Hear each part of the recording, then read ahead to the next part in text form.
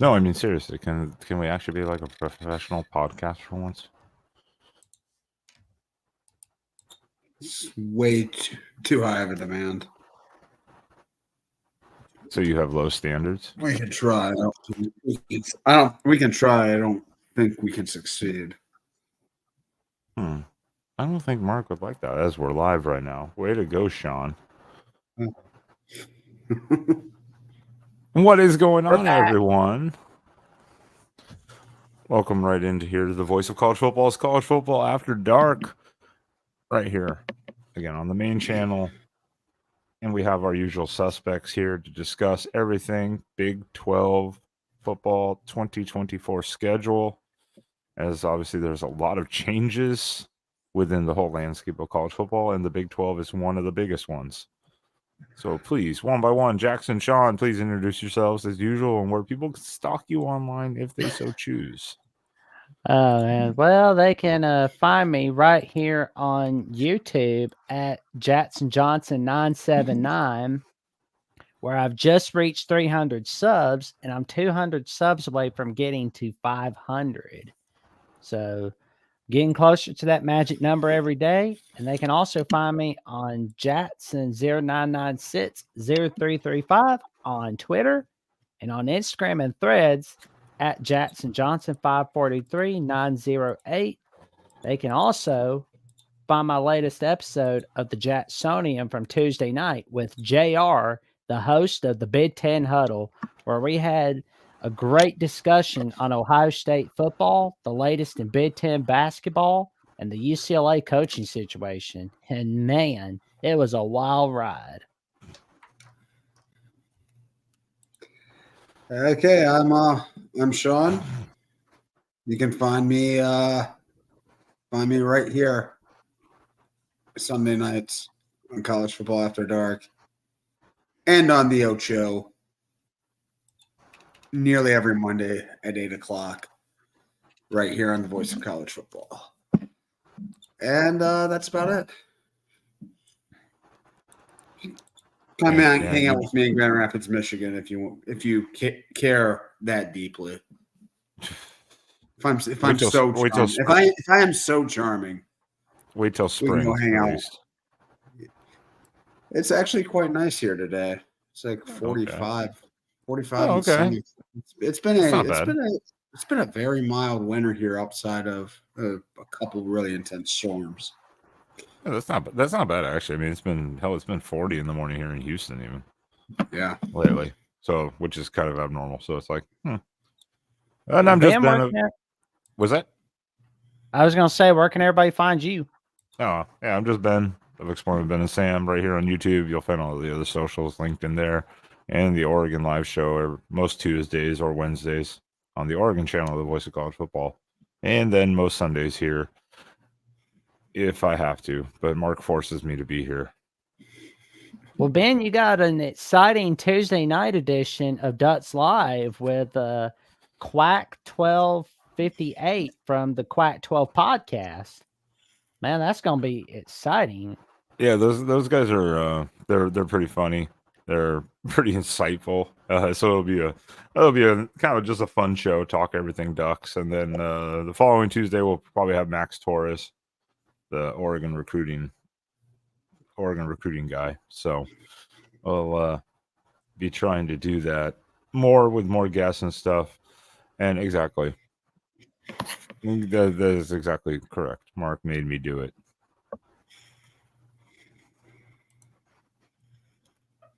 But anyways, yeah, the real thing is here. There wasn't any, unless anyone does have some news. There wasn't a whole lot of news the last week, even week and a half. Really, it's been pretty quiet, which is what it should be in the off season.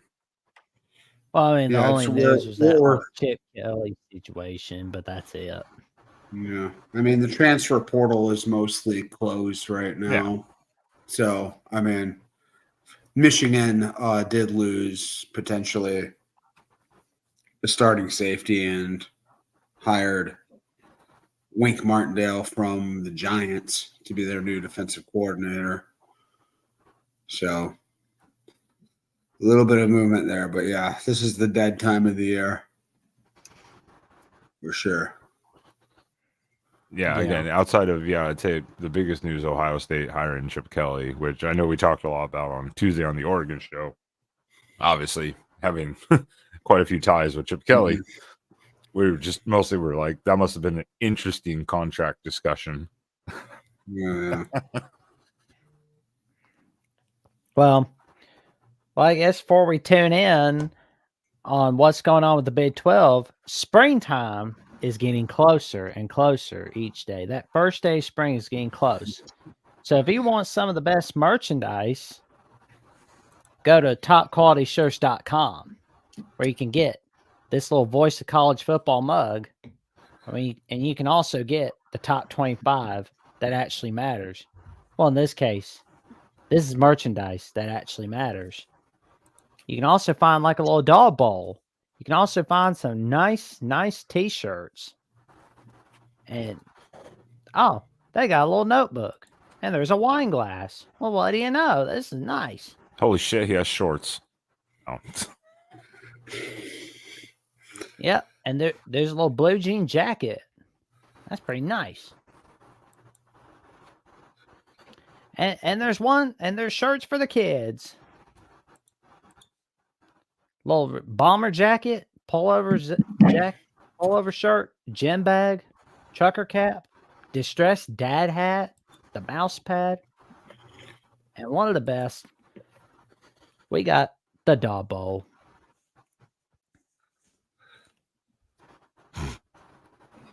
So there we go. So if you are looking for that springtime is here merch, go right to topqualityshirts.com. And now's the time to get it. Prep up for next season. There we go. Next season. Also, I do want to remind everyone again, always, especially as we're talking on the topic of the Big 12 tonight specifically, please make sure to go check out and subscribe to the Big 12 channel. The link is in the description of this video. Go over there, show some support, as they'll be covering all the teams each and every week over there. And then remember, again, the Big 10 live show has moved to Friday nights again. And then also to continue to clear up any confusion, not misinformation. If you want to talk on this panel about whatever topic it is for the week that we come up with, join the Discord. So you become a member of Patreon at MarkRogersTV, patreon.com, MarkRogersTV, or become a YouTube member. Then you get access to the Discord, and it's an open panel every week. The link gets sent out with the topic. Usually it's announced here the week before, and then sometimes during the week I try to remind everyone, especially if I have an off week. And then the link gets dropped. You get to come on. We do the show live. It's that simple. And you get to put out your thoughts and comments on it. And when you become a Patreon member or a YouTube member right here at the Voice of College Football, you get some of the best insider knowledge in all of college football from the top experts of this awesome sport. So check the link in the descriptions. There's the Patreon link, I believe, in the description of the video, or just become a YouTube member by hitting the little join button below the screen. Pick your tier. Then you just email Mark, which his email, I believe, is in the description also, and just let him know, hey, I became a YouTube member. He verifies. He sends you the Discord link. Boom. You have instant access to all of it, as well as YouTube, like some of the member-only stuff, too. So you get a lot of different stuff. Oh, yeah. You get special exclusive clips as well. And you get to potentially have to suffer and hang out with me, Sean, and Jackson. What a joy. Don't oversell it, Ben. I try not to oversell anything. I try to be as realistic as possible. Anyways, the story of tonight really is, hence the title, what is going to happen in the Big 12 this year? As obviously, no Texas, no Oklahoma, but welcome in Arizona State, Utah and Colorado. Welcome in. Oh, does that mean we're getting BYU Utah back? That is exactly what that It means. definitely does. Yes! Yes! I don't know why. I don't know why they don't have the Holy War should have always been a yearly thing. Cue Larry, the peanut La- music. Larry's he's just sore about the beating Oregon put on Utah. That's all it is. Ignore him. Larry's a Yeah. cool dude. He's a cool dude. No worries, man. He's cool. Ben's a cool dude as well. You're cool, Ben. Exactly. Holy War. Yes, the Holy War is back. And that's maybe one of the only true really good benefits of it. Now was kind of a forced redo of the rivalry. Not redo or remake, but Yeah. Oh, you won't hear me complain. I'm happy about it. That game is about the loudest you'll ever see in a place where almost nobody's been drinking. allegedly. It's like, Well, allegedly. they're a little bit more motivated. I trust them more than most people that they are sober during the game. That's fair. But the Holy War is always I mean, it doesn't matter. It's just one of those rivalry games. And I mean, obviously we could have a show about the best rivalries, I'm gonna write that down, otherwise I'll forget. But I would say the Holy War definitely is still has to be up there. Oh yeah. In the sense of how heated it can be and can get. It has to be up there. Oh man, it's gonna be interesting to see it. I mean, I'm curious to see where it's on. Be curious to see when they play, but that's the whole point of tonight's show, right? Yep. That is because the 2024 season, again, for multiple conferences, obviously, and we're going to get into, obviously SEC and the Big 10, kind of like how we did with the ACC. The Big 12, huge shakeup. Again, Texas, Oklahoma out. Gone. Don't worry about it. Income for more new schools. Just to really mix it up and throw off the balance of that conference potentially. I'm trying to think, like, how many members of the original Big 12 when it was formed in, was it 96 or something? How many are still there? I mean, Well, Colorado's back. Yeah. We got Iowa State, Kansas State, and Oklahoma State. So that pretty much makes it 5 of the original Big 8. Are the Big 8, yeah. Big 12. Mm-hmm. Yeah. And then you have Texas Tech and Baylor as well from the Big 12. So 7. Yeah. 7 for this and then Colorado's been gone long enough too. It kind of feels like they're new again. Yeah. Mm-hmm. It definitely does. This has got to be like the most ramshackle sort of haphazard conference. No, TCU. There's no thematic consistency. Like, how are Cincinnati and UCF in the same league as Arizona State and Colorado? TCU I'm not even talking about like geographically. I mean, TCU wasn't in the Big. TCU wasn't in the Big 8. They were in the Southwest Conference, Southwest. and they were in the WAC. They were in the Conference USA, the Mountain West. Yeah, they were going to join the Big East, but then a better offer came from the Big 12. I was like, they were in the Mountain West. They just joined the Big 12 like in 2012-ish, 2013, sometime along 11 or 12. Yeah, 11 or 12. 2012. 2011 was the last year. Yeah, because I was like, TCU used to have the last few years had the biggest rivalries with Boise State, kind of knocking off Boise State in the Mountain West. Yeah. The 2008 Poinsettia Bowl was a great game. It was an underrated game, as a matter of fact. The 2010 Fiesta Bowl was a pretty good one, and the only Mount West Conference matchup from 2011 was pretty. Oh, thank you, Ralph Wolf. I can't believe. Wait, we did mention Kansas State, right? Yeah, we did. Yeah, Kansas State. Just Iowa State. Yeah, I thought so. State. Yeah, like for Larry, TCU was in with Texas once they joined the Big 12, but they were Mountain West before that because they were playing Oh, Boise they State. dominated Texas. Yeah, They can always say they got that winning record over Texas from the Big 12 era. yeah.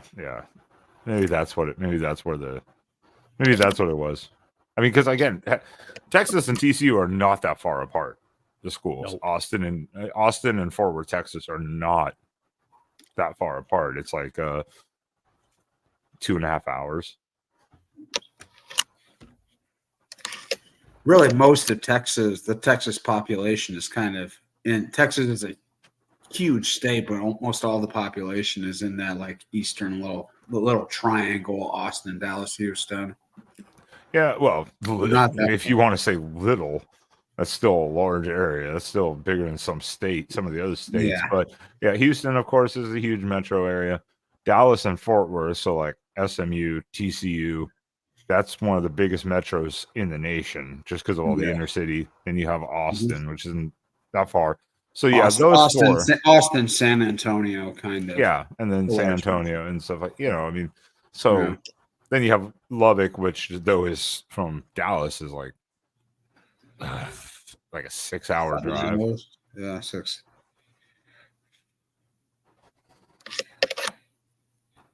Yes, it is. It's a totally different world out there. I went there several years ago. It feels like you're on a different planet when you're there. Yeah, Lubbock or Texas? Lubbock. Oh yeah, well, I was just there, and I was just there when Oregon was there. So, I remember there was an old joke from there. It said, "Yeah, my dog ran away 2 weeks ago, and I could see him the whole time because it's just so flat." Yeah, no, Texas is so. Yeah, Texas. It's weird. It's weird that Lubbock and Dallas are in the same state. Or West Texas and Texas. Like they built states differently back then. oops. Damn it! I hate when that happens. I go to click off a comment, and then it's like 4 comments pop up, and you click to the next one. I hate when that happens. I guess before looking at the schedules, then think of the new incomers. So last year, of course, we had Cincinnati, BYU, UCF, and Cincinnati join. Houston. Sorry, I thought I said Cincinnati. I was like, my mind totally went. Cincinnati. My mind. I know. Yeah, I thought I'd already said Cincinnati, and my mind just went totally blank. I was like, Cincinnati. Anyways, ignore me. I'm doing this. I'm a professional. Damn it! Don't question me. What is the thoughts on the impact of the newcomers though this year with obviously Arizona State, Utah, and Colorado? Like, what type of impact are we going to potentially see from them? Well, hopefully they do better than last year's newcomers. That was a big thud for Cincinnati, UCF, Houston, and BYU. Okay. Then before we get into that one, of last year's newcomers, who was the most disappointing? I would probably say Houston. I thought they would come in and be more competitive. I knew Cincinnati. I follow Cincinnati's program really closely. I'm a fan. They're my number 2 team or 1A team. My grandfather played at Cincinnati. My family that went there. But I knew last year going in that was a massive transition. They lost not only all their coaches, but a lot of players too. There was a ton of roster turnover. UCF, kind of the same situation or similar, replacing a lot of guys. I thought BYU and Houston would come in and be more competitive than they were, but Houston especially, I thought they could be one of the better teams, and they fell flat. Well, with Cincinnati, I think as long as Coach Satterfield is there, they're not going to be contending for the Big 12. I mean, that's just not going to happen, unfortunately. Yeah, because I think I'm kind of in mix with you. I thought Houston would make some noise. I thought UCF would make a little bit more noise, but BYU really disappointed me. But I guess that wasn't a surprise after they started off the year winning at home against Sam Houston, apologize to all the Sam Houston Bearcats out there.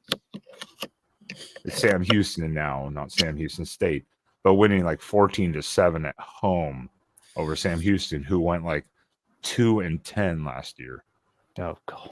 I thought they might have.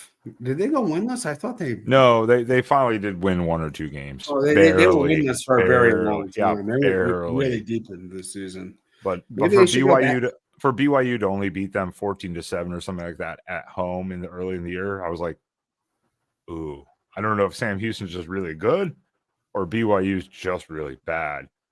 It turned out BYU was just really bad. Yeah. Well, I think they should go back to Sam Houston State. They were a top tier FCS program. 2020, they just won the FCS title. Yeah. Yeah. Well, I'll be honest, I was super disappointed by BYU last year. I mean, they should have done better than where they were. But Houston, I figured they'd at least make a bowl game.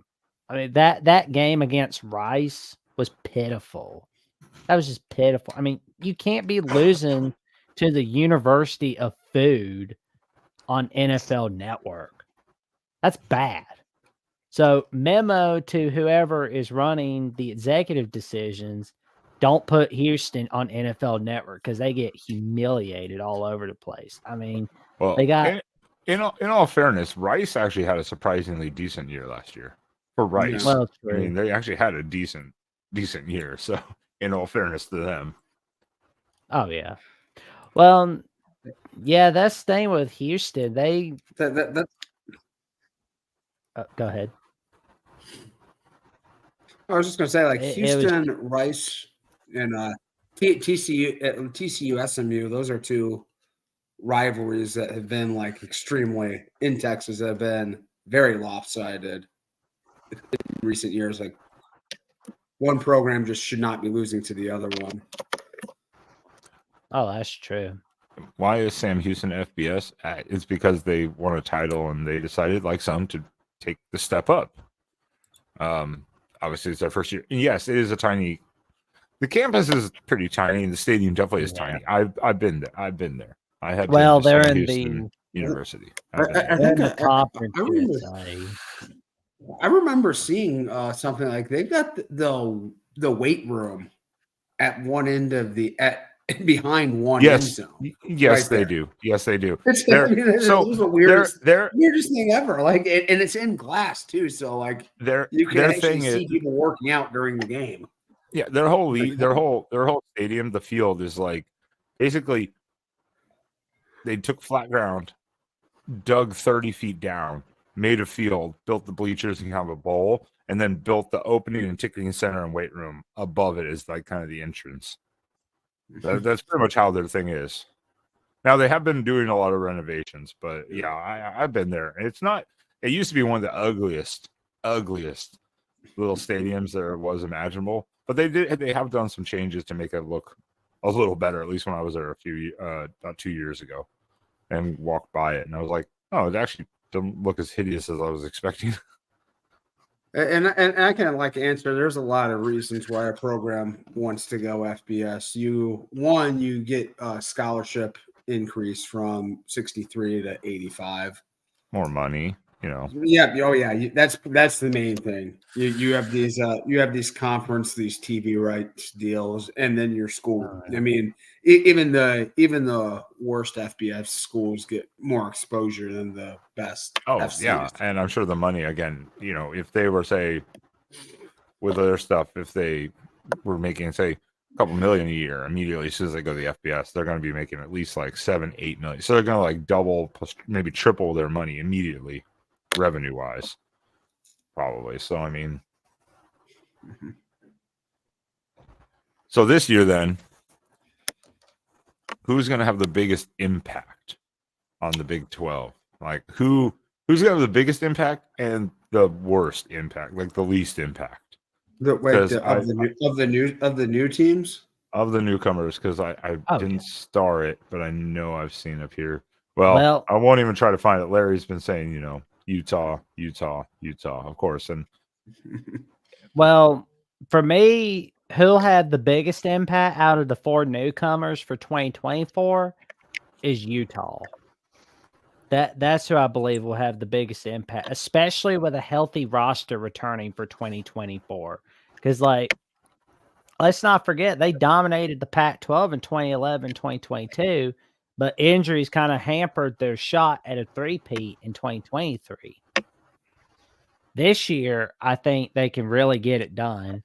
Now, Arizona, I would have said they could make a great. I mean, they could still make a pretty good impact in 2024, but we're gonna have to wait and see what Brent Brennan can do at Arizona in his first year. Yeah, Yeah, I mean, helped, had Judd helped- had Judd Fish stayed, I would have definitely said Arizona for sure. Oh, But with him having a lot of that team there, yeah, you don't know how it's going to go. So it could be an instant impact. Who knows?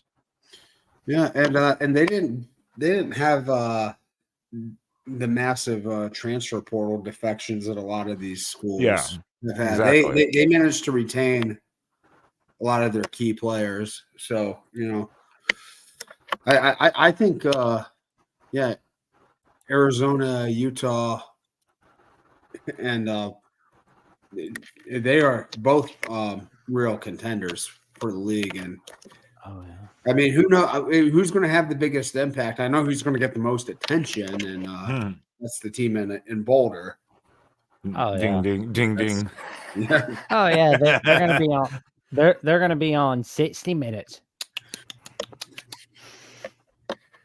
Yeah, I mean, I don't expect a whole lot out of Arizona State in Dillingham's second year. They're still really trying to find themselves, kind of figure it out. I mean, Yeah. so I don't expect Arizona to do, I mean, maybe a slight improvement, obviously, not having to go against like your Oregons or something like that. But at the same time, you're going to have to go against Kansas. Probably like we'll look at the schedule, but like Kansas States, Oklahoma States, that are already established teams. And I'm not so sure. Are they eligible for the postseason this year? I know that. I know that. Yes. Yes. So they did impose a. Self. They imposed they sort of self-imposed a 1-year bowl ban. I didn't hear if the NCAA accepted that as a final resolution.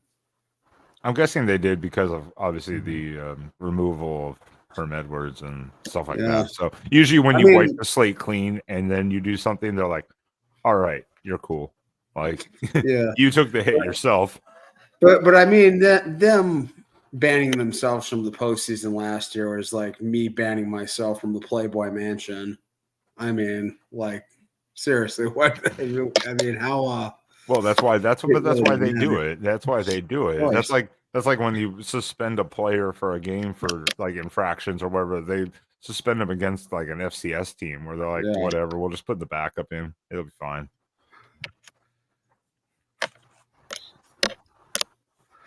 Yeah. So I mean, like Herm Edwards left that program a mess, and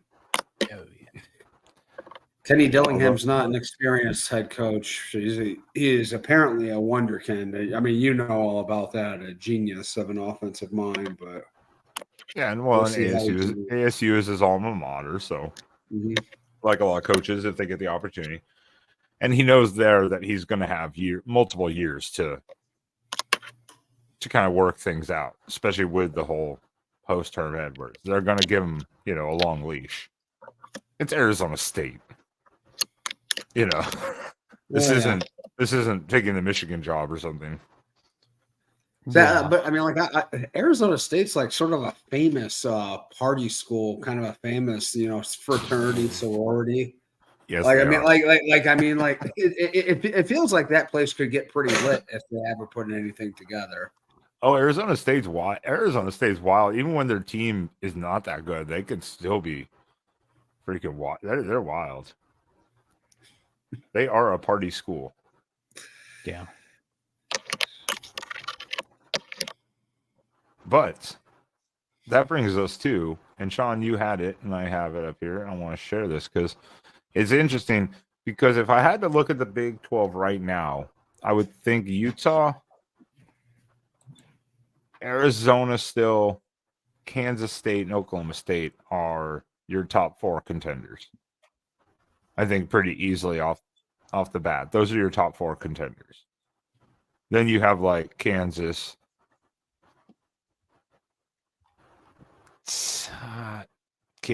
maybe Texas Tech, even if they can get their quarterback thing figured out fully, which they, the second tier is a little harder to figure out. I know Kansas is there, but that's a little harder to figure out in my mind. I mean, I think this is the most balanced league in the entire country. I think it's pretty thin at the top. It blows my mind. One of these teams, at least the way they have the playoff set up right now, is going to get a bye, and they're going to get to host a quarterfinal game. I don't know. I don't see a team that's really worthy of that in this league right now. That's fair. I mean, I was going to say, like, what do you hear? I was going to say TCU, but I couldn't quite pull the trigger because of just how bad last year was. Have you ever seen a team? It was hard to say. Have you ever? This has got to be the first time. TCU, two of the past 3 years, they have not made a bowl game. The one year they did, they played in the national championship game. I mean, it's a national championship game bookended by 2 5-7 seasons. That was just a perfect. I mean, and we saw it that year a little bit, and now, especially after last year, we saw it. That it was just the perfect storm of Sonny Dykes and the players that he had. And it was just the perfect storm, and maybe just how the Big 12 performed. But the second tier level is so hard. I would assume Kansas will continue to be pretty stable, but will they improve? Oh yeah. Especially when that roster is 100% healthy, I believe they can make that jump to Big 12 title contender status. And it just seems like every year there's somebody that kind of just comes out of nowhere and like team you're not expecting to be very good enters the discussion. Last year, Oklahoma State, I mean, man, what an awful start to the season. I mean, what an awful start. They righted the ship for a little bit and then got blown out by UCF. Yeah. And then went on a tear again. And we're like, what is happening with this team? Yeah, was it 45-3 or something against UCF? Something like that. Yeah, that. Yeah, man. And they lost like 33-0, I think. I'll remember, or 33-7 against South Alabama. Yes. Yeah. At home. And then they just show up in the Big 12 championship game and get destroyed. But yeah, point is, they made it all the way there. Well, let's see what you had here because I got it pulled up here, and I thought it was pretty worthy to look at. So as you mentioned, this is by the On3 team here. Nice. With the Big 12 over-unders. And they have, which I think is fair, Kansas State, of course, ranked pretty high on their win-loss total. But even then, if this is where you're starting out at 9.5, that means you know that it's going to be a competitive league. Yeah. Oh, yeah. Yeah, nobody's 11 wins or something like that, or 10.5 or whatever. Yeah. Were you surprised at all, Ben? Both Ohio State and Oregon, the lines I saw for them were 10.5. And there's one other team, and it's the only 2 or 3 in the country that are at 10.5. Yeah. Who was the other one? Georgia, probably. Oh, I think Georgia. Yeah, Georgia, Ohio State, and Oregon. I think are the only ones slotted at 10.5 over under in the country, or something like that. It's like that's. But this is what they're talking about with the realignment, the parity, and kind of the balance and the unknowns. And it's funny because Kansas State, we saw their new quarterback of the future in the bowl game, and he looked pretty good. He looked exactly like what a Kleiman wants for his QB. Yeah. But Yeah, they there's did a lose. lot They of did it. lose. They did lose the OC. So maybe that's Mhm. part of the reason why losing Colin Klein kind of maybe it's a big impact. Who knows? Certainly could, but I mean, they've been a strong force in this conference for a while now. You know, Oh yeah. one of the more consistent programs in the Oh, league, yeah. really. And it's remarkable where they came from. I remember historically, maybe the greatest coaching job ever was what Bill Snyder did to them in the Twice. early '90s. Yeah, Twice. I watched a documentary about them, his transition when he came in the first time. I mean, He built them from nothing. He they left. they, They went into they're obscurity. Came back and built them into a national power again. It's like insanity. yeah. If you ever want to have a good cry, go look at Kansas State football records for like the 30, 40 years preceding Bill Snyder. I mean, Oh man, I that can't believe was it. I can't believe they continued sponsoring football after stuff like that. They won like no more than 3 games for like 30 straight years. Yeah, no, they were a that was mess. honestly pretty sad looking at Kansas State prior to Bill Schneider. And you know, it's funny, before Oklahoma left for the SEC officially, Kansas State gave them a lot of trouble. They had a pretty good winning record against them. I mean, Every year in and year out, they would just like wreck Oklahoma's dreams. It's one game I remember, the Big 12 championship game. Oklahoma was undefeated going into that. I think they were like 2003. 30. Yeah, there was talk about them being the best college football team ever, and K-State just walked in and absolutely smacked them down. Something like it was like 42-7, 35-7, something like that. I mean, and then Oklahoma, of course, still played in the national championship game.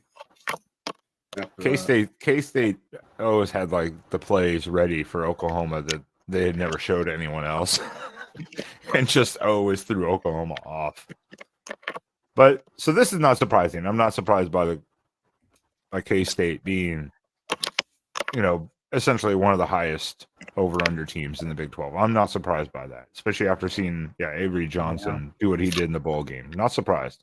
Yeah, The I next- mean their ability to adjust really impresses me. I mean that's what I love about Kansas State.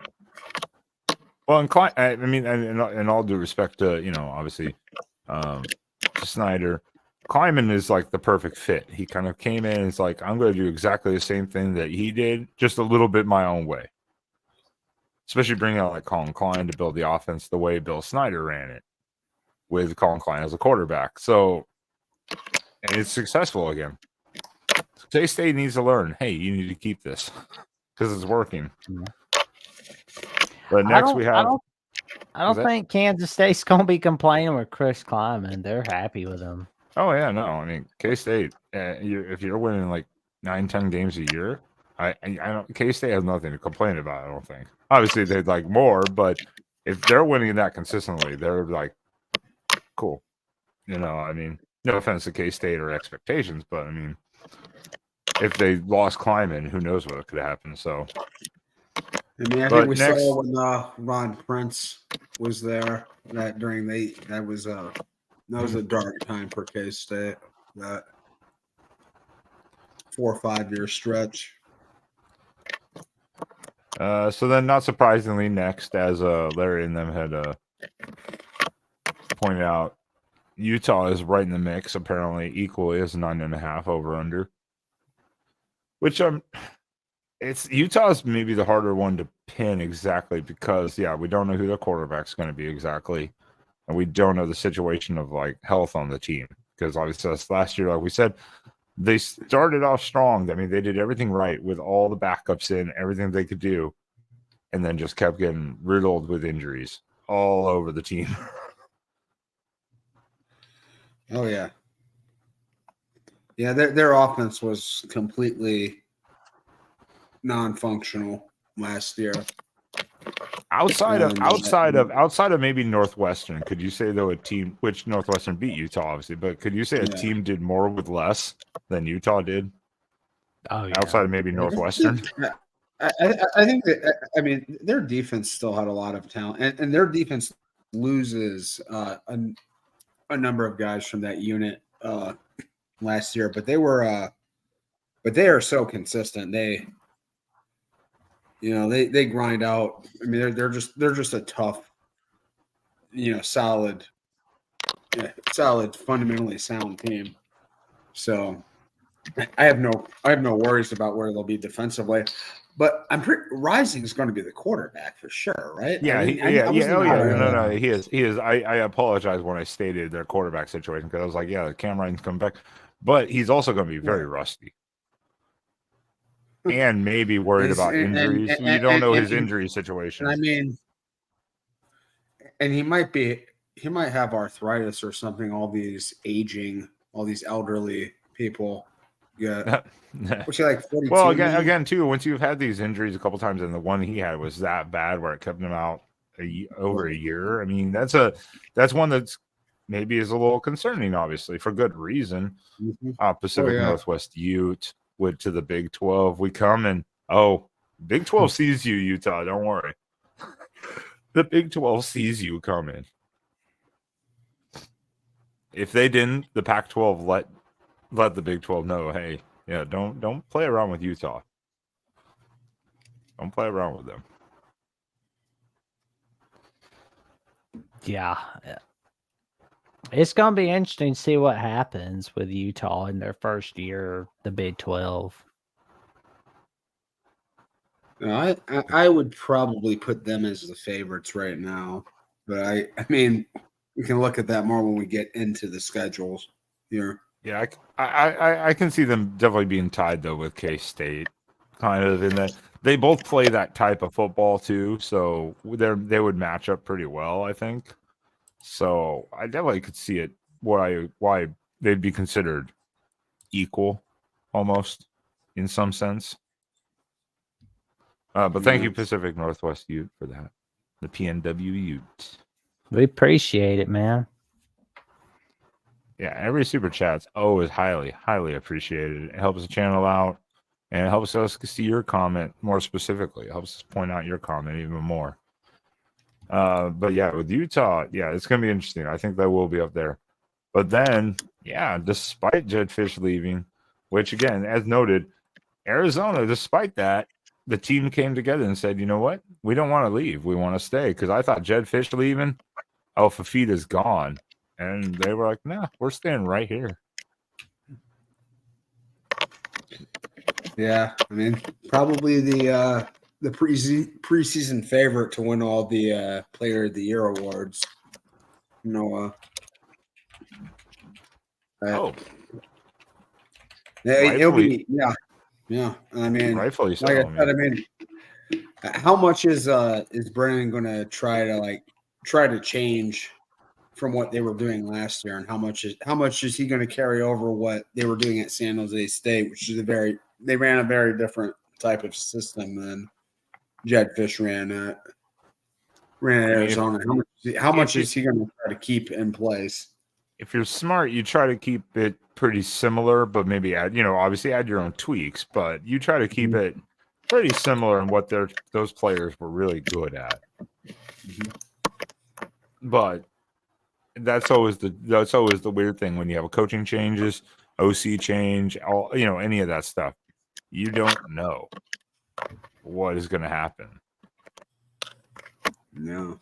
Because, I mean, Arizona was a 10-win team last year, which was surprising to everyone. Yeah, absolutely nobody saw that coming last year. I remember when they barely lost it, when USC beat them in overtime, I think, and people were thinking, "Oh my God!" Two overtimes, I think. Yeah, and people were thinking, "Oh my God, that the wheels are falling off at USC," and they were.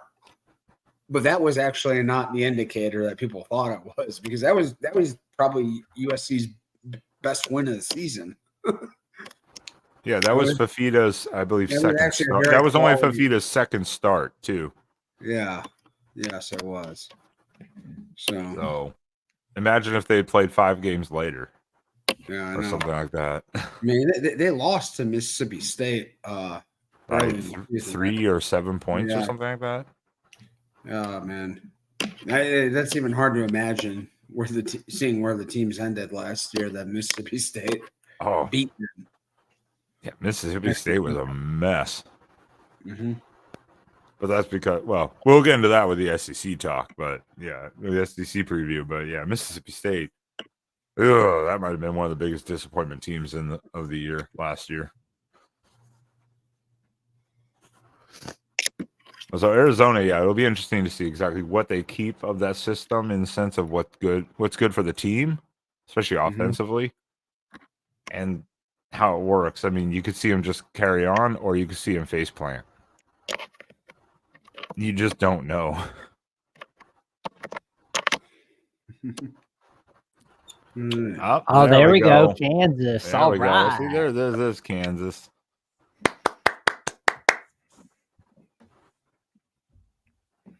Well, with Jalen Daniels coming back too, which is, I mean, everyone says Jalen Daniels is really good. I get it. He is. He's been really impressive for Kansas. But Bean did a really has done a phenomenal job in his place over a couple of years now, stepping in. So. Oh yeah. Oh, it was tremendous what was done last season.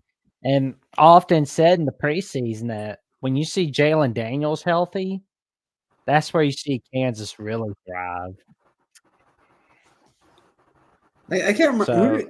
I remember I watched Kansas's bowl game. Who did they play again? They played UNLV in the Guaranteed Rate impressive. Bowl, and they played Arkansas in the Liberty Bowl for 2022. Yeah, and then Arkansas, they were down like by 28 points in the second half, came back and went to 3 overtimes, I think, or something like that, and lost by 2 on a 2-point conversion. And then this last year, of course, they whooped up on UNLV nicely.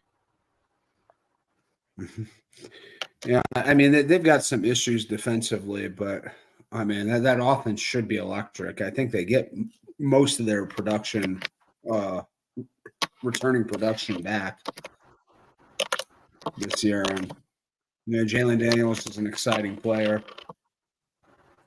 And Andy Kotelnicki, I believe he's still the OC at Kansas. Is that right, Jackson? He didn't take a different job, did he?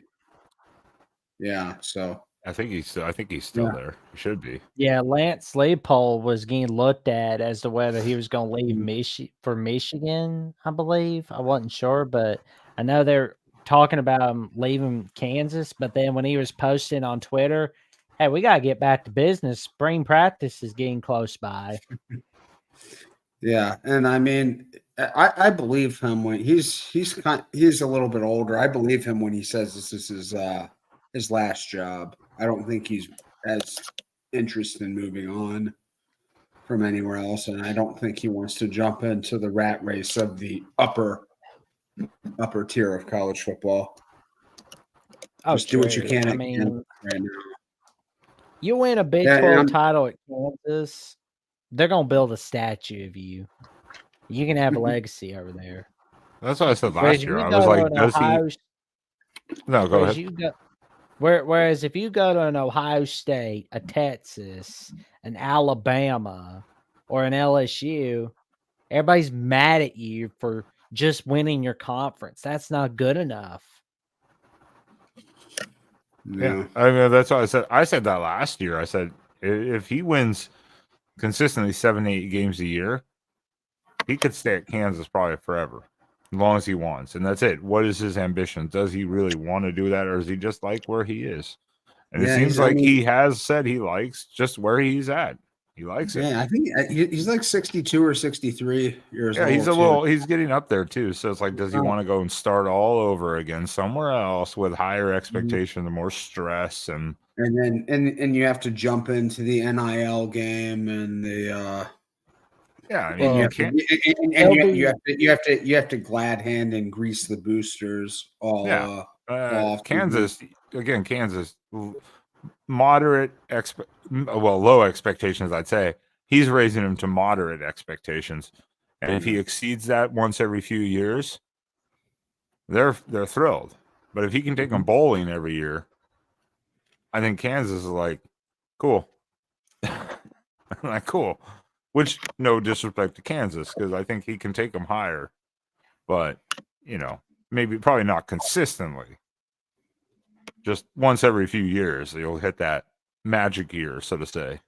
Oh yeah. So wait. Andy Kotelnicki, he's at Penn State, I guess. mhm. Oh, okay. Yep. Oh, that's who Penn State got, isn't it? Mhm. Yeah. I forgot. I couldn't remember. I still think this offense is going to be very electric this year, and they should be a really fun team to watch. 8.5 is a really high over. It is. But without Texas or Oklahoma, but they did beat Oklahoma, but without Texas, but yeah, those are tough. That's a tough number. 8.5 is like right in that range where it's like I could see under, but then again, they could really screw you and win a couple of those they shouldn't.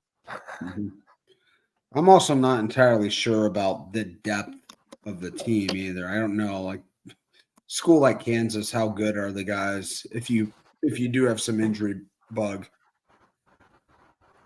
issues? I mean, what can you do? Well, we're already getting into second tier because at least what I thought was second tier, but actually they're tied for basically, well, I guess what you'd consider maybe second tier already. And that's the Red Raiders. Yeah, I'm impressed with what Joey McGuire's been able to do there. This is high for a team that I don't think has really settled at quarterback right now. So, but this team looks totally different than they did, in the post Mike Leach era. I mean, constantly putting out like the worst defenses imaginable. Just playing wild. The Kingsbury days. Yeah, gosh, just 56 might not be good enough to win. Yeah, they put up 63, but they give up 56. Yeah, it's just. Said this about a lot of these Big 12 schools seem like they're kind of difficult places to recruit to, but I think the conference is kind of flat right now. Like everybody, I don't think there's a program here that's really like a privileged prince or anything like that. There's no hegemon in this league. They all. It's kind of I think Tim Prangley referred to this conference now as the land of the misfit toys. These are all kind of the second-rate schools from the conferences that they came from. Well, that may be why it's so balanced too, though. Or the top schools of like the AAC. Well, looking at Texas Tech, yeah, they've done a great job recruiting. But can that translate on the field? Now, they had a disappointing season last year, and nobody in the preseason was thinking, oh, Texas Tech can end the season with an appearance in the Independence Bowl against Cal. Nobody there was thinking that. That wasn't going to happen. But that's what happens when you look ahead.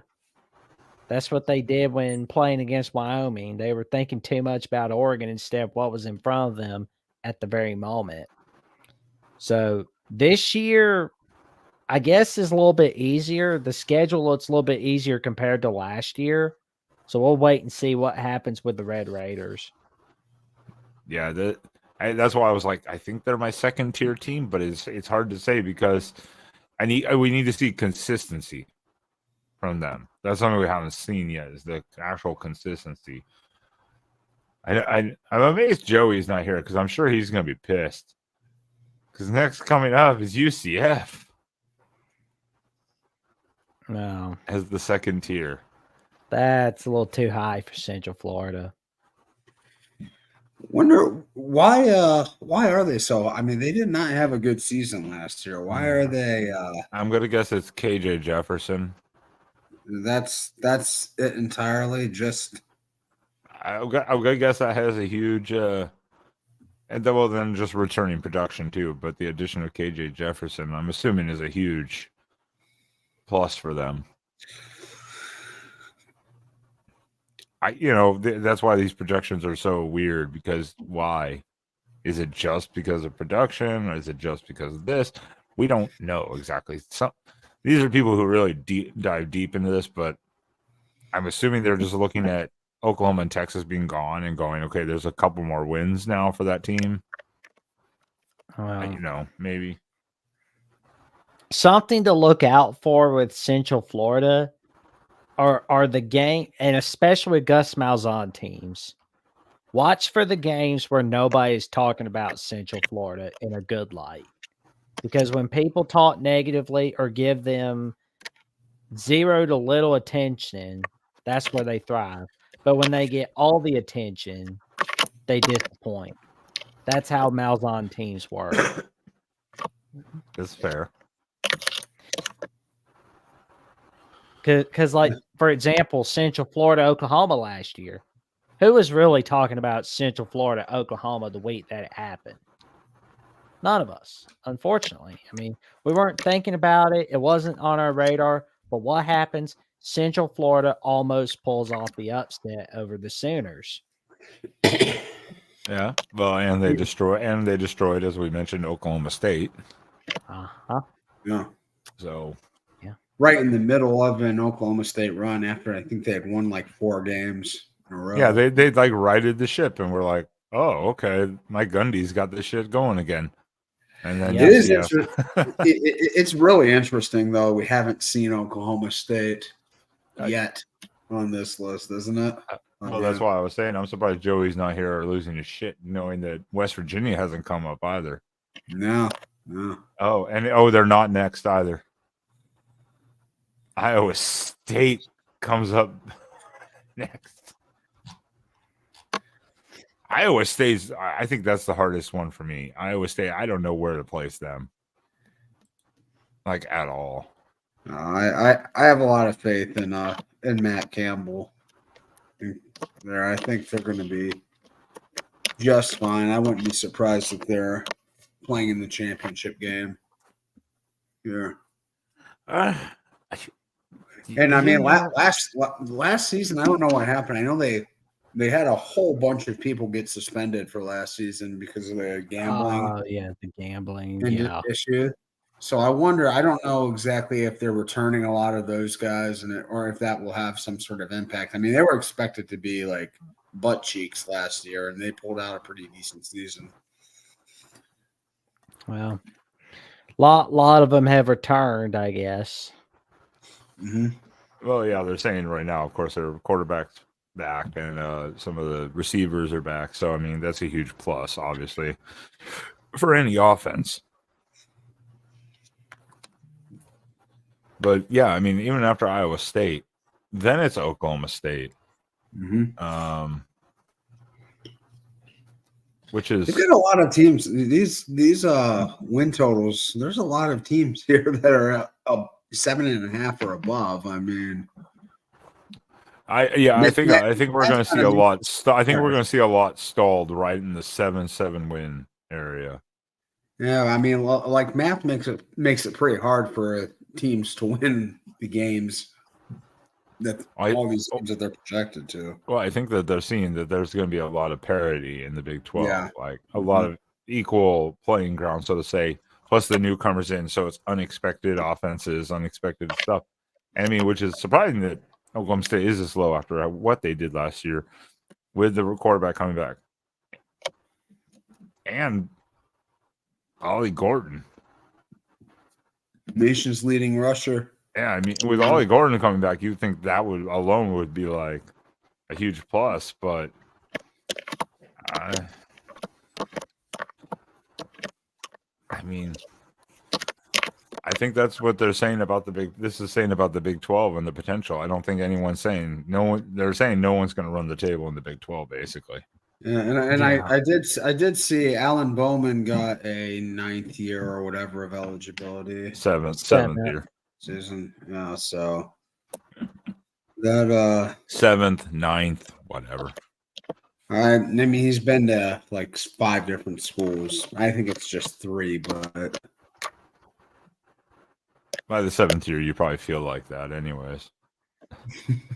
And then still 7.5. TCU, which I mean TCU should be better this year, I would think, after the last year's abysmal performance. But then again, do you know? Oh, you wait, got see definitely with them- TCU. Just, I mean,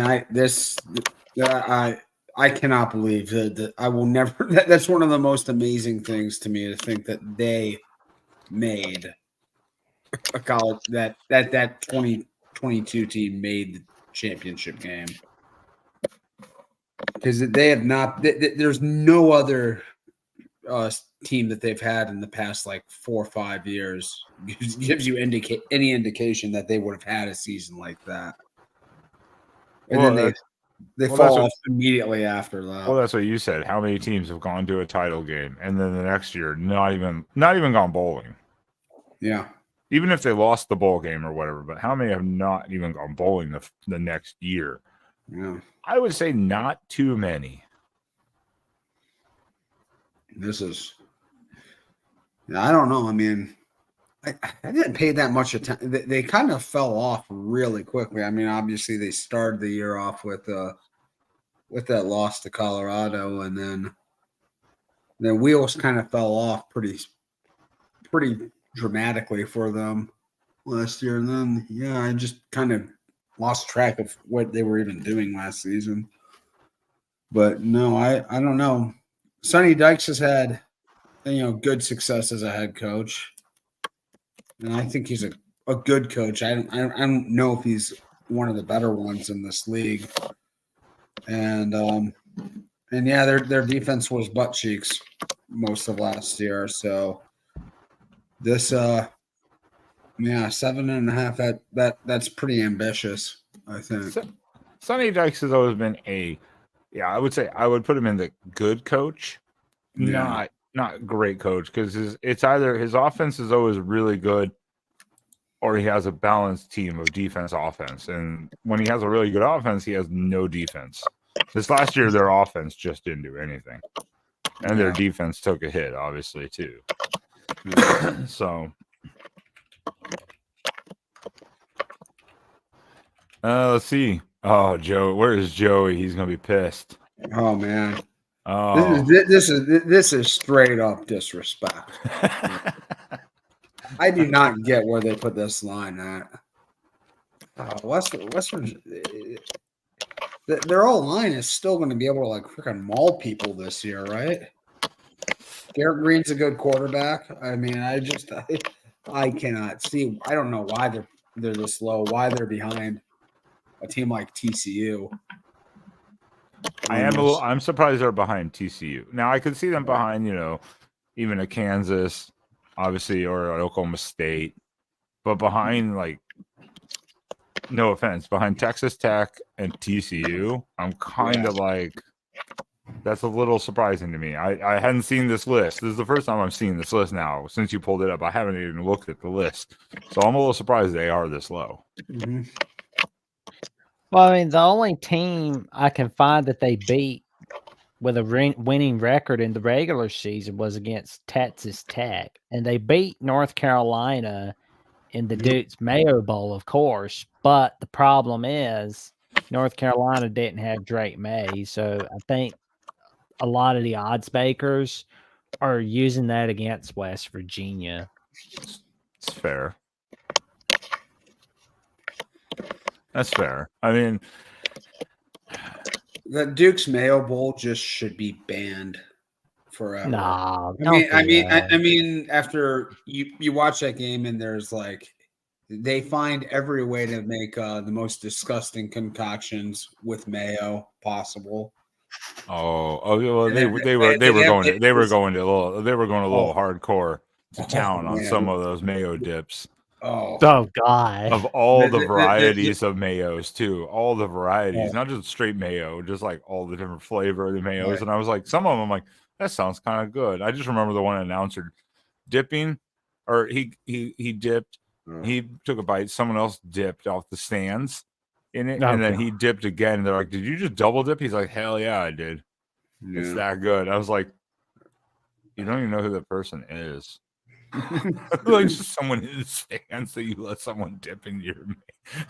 Oh, I love me a good. I love me a good light mayonnaise on a turkey and cheese sandwich as much as anyone. But I still can't eat mayo after watching that game. Watching the mayo dub. I mean, they just turned me off. Still traumatized. All right, we're done talking about the Mayo Bowl. Let's move on from West Virginia before this show goes gets pulled. Yeah, no, they should be higher. I think they're underrated. I like how this article ends though. But yes, we go on with West Virginia quickly. No, so they've got one of the more interesting non-conference games to start the season. They're hosting Penn State, and I think they're very live in that game. I really wouldn't be surprised to see them win that one, or wouldn't be shocked. Yeah, I mean, I figured Baylor's over/under win total would be a little lower. Yeah, this is why I was like, I actually like how this article ends. It's like, okay, we took up all your time, so we're just gonna make this simple for you. A potato salad bowl. I like that idea, Hummus Hero. Ugh. That's pretty funny. But Baylor 5.5, Cincy 5.5, Colorado. Oh, no one's giving any love to Colorado right here. They're like, nah, you're gonna win an extra game, and that's about it. Oh, I think Coach Prime's gonna use that as a motivational tool for his team. There's ASU, not surprised. He better be motivated. He better be motivated to get some more offensive and defensive linemen. Yeah, he better get some. Yeah, but I'll tell you, somebody from that group will end up competing for being in the hunt deep into the season for the championship. That's just the way this league works. It's just, yeah. I mean, Arizona State at 4.5 kind of surprises me. I'll bet. I will bet over 5.5 on Colorado. I can't quite put my finger on it, but I kind of feel like they can get over that win total. I mean, hell, BYU's only at 4. I mean, they've got one of the best quarterbacks in college football, and they've got absolutely dynamic skill position talent. They should in this league. They definitely should have a winning record. They should. Someone is clicking madly. My bad.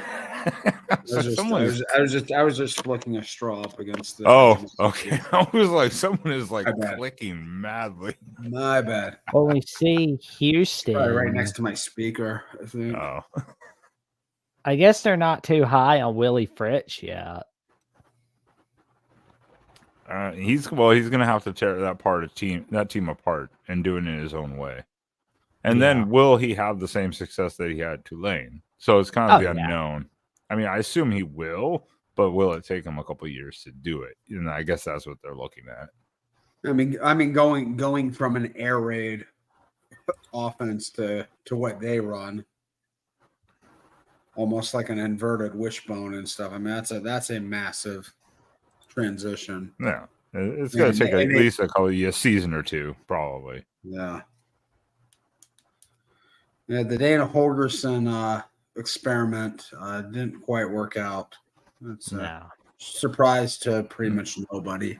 Yeah, he did beat West Virginia this last year, so it sucks to be West Virginia. That ending, that Hail Mary. Yeah, that saved his job from life support for the time being, but then Houston choked away the rest of the season.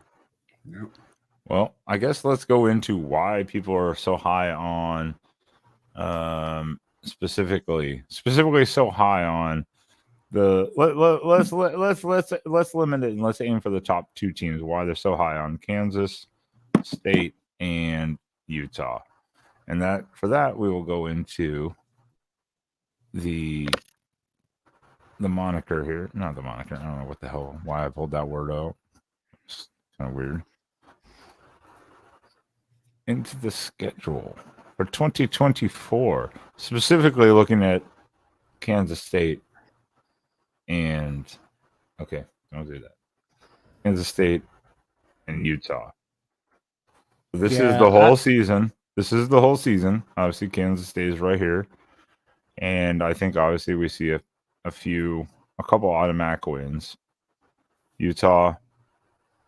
I mean, talk about it, gentlemen. I'm going to step away for Louis just a second. Okay. Well, I notice. So, you know how North Carolina Wake Forest was a non-conference game for 2019 and 2021? Well, this season, Kansas State, Arizona is going to be a non-conference game for this season, and I believe for 2025. And Utah and Baylor are finishing off the rest of their home and home schedule that was scheduled for 2023 and 2024. And they don't play each other in the conference schedule, right? Or is that a conference game or a non? That is still a non-conference game, right? Yeah, Utah Baylor is, yes. Mm-hmm. Kansas State, Arizona. It says that it's going to be a Friday game, but I noticed that BYU Utah will be played on November 9th. I don't like that's not on rivalry week. I mean, come on. Well, that's how they've been doing it forever, right? That's typically but it's typically an early season game for I mean, because let's be honest, it should be on rivalry week on Black Friday. I mean, and I know some people are going to say, "Oh, but it'll be in competition with the SEC Big 10." Yeah, no, it won't. No, it won't. Nobody's getting excited, jumping up and down about Nebraska, Iowa, and Arkansas, Missouri over BYU, Utah. That I can guarantee. And once there's some conundrums going on with the ACC, and we possibly see Pitt going to the Big 12. Wouldn't you want to see Pitt, West Virginia, BYU, Utah on Black Friday over Nebraska, Iowa area? I mean, Nebraska, Iowa's nice and all, but I get excited at the thought of Utah, BYU. What do you think, Sean? I'm just happy that they're playing again. I do like seeing some of these rivalry games earlier in the year. I mean, I don't have a big problem with it. It does make a little more sense to put this on rivalry week. But I don't know. I'm just like shocked at how heated this game gets and how much the fan base is supposed to be nice, polite Mormon people there, right? Like that everyone in Utah is so nice, and yet these two teams just hate each other. The fan base is just college football does weird things to people. True. Changes your brain. But it's like you say, Sean, if you're looking for people that are rational, you're not going to find that many in the political world or the sports world. No. You're not going to find a lot of rational thinkers there. Yep. You're going to get a lot of partisanship, a lot of bias, and a whole lot of blood pressure. And so, I did have an objection. I'm glad to see Iowa State and Kansas State played this year. Yeah. But I remember that's not one of the protected rivalries, meaning they're not guaranteed to play each other every single season. And they have the longest continuous unbroken streak games played against each other, and it's got the best rivalry name in all of college Armageddon. Armageddon. Yeah, so that just has to be remedied. You have to have Iowa State and Kansas State on an annual basis. Maybe they'll play each other as a non-conference game one year. That'd be cool. I mean, if they're not on the conference schedule, they should do that. Yeah, but yeah, it's. I don't like that Utah Central Florida is on Black Friday. It just doesn't feel right or correct. But I don't know. Maybe I'm a little too. There are some issues with some of these. Some of the teams don't really have natural rivalries, like Cincinnati, UCF. They don't have natural rivals in the league. Colorado, not it's hard to. Yeah, you'd be better off putting Colorado against like Arizona. Yeah. Well, I'm glad you brought that up because you see, Colorado, Arizona is. Let me see, August 31st, September 14th. Nope, yep, there it is. Colorado at Arizona. Okay, well, it makes sense too. Arizona at Arizona State. Mm-hmm. That makes perfect sense. Yeah, because I mean, I would like to see a little Big 12 after dark. I mean, there's an opportunity to cash in. Mm-hmm. And they should be playing a lot of this should be the league that I think tries to play a lot of the games on non-traditional nights, Thursdays, Fridays. Colorado, Oklahoma State. I guess Oklahoma State's replacing Oklahoma with Colorado just to show Oklahoma what they're missing, I guess. Here's our not rival, Colorado, and then Oklahoma's trying to make Oklahoma State jealous with LSU. I swear they're like pissed off boyfriends, girlfriends against one another. Who was that again, Jackson? Did you just say? Oklahoma.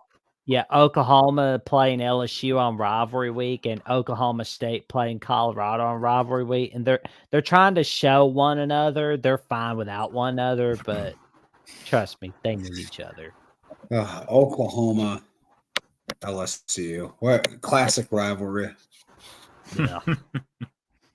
They did play a national championship game against each other. True.